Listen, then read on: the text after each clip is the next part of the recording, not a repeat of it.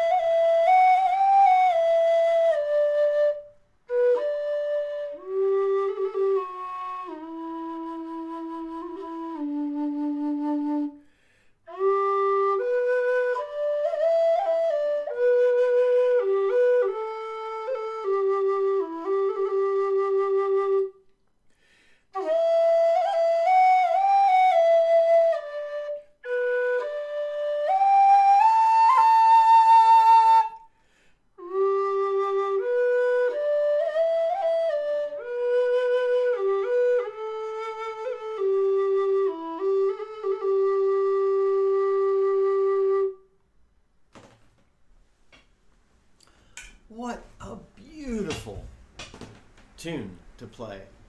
I hope you really enjoy playing it as well.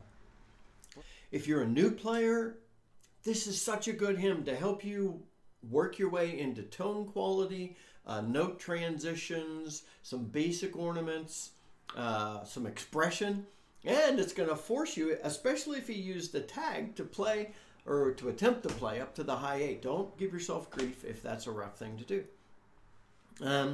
If you're a more advanced player, you're probably very familiar with the tune and you've already used it a lot to work on your expression. But if you haven't used it a lot, please adopt this beautiful hymn, Irish hymn, as one of your ways of learning to hear the tone quality of your notes and emote a tune in a variety of ways.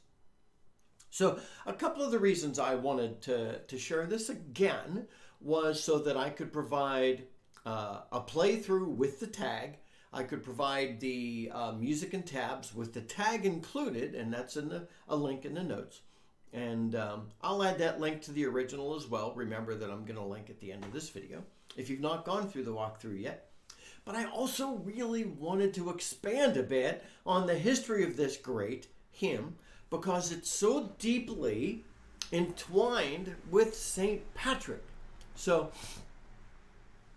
I won't say think back to the 5th century because none of us can. So way back in the 5th century, Patrick was 16 years old. He was captured by Irish pirates. He probably lived west coast, I'm guessing, of England, somewhere in there. We don't know exactly. Possibly the west coast of Scotland. He was assigned to tending sheep. And while there, he learned the culture, the language, and he was enslaved for 6 years until he escaped.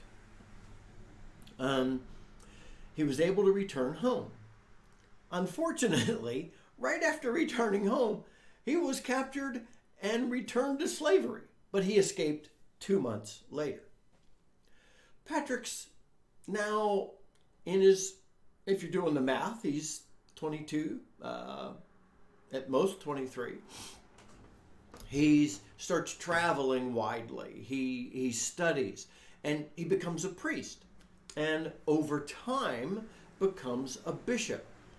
But he's got a heart for the Irish people who had enslaved him, but he now wants to go and introduce the Christian faith to these people.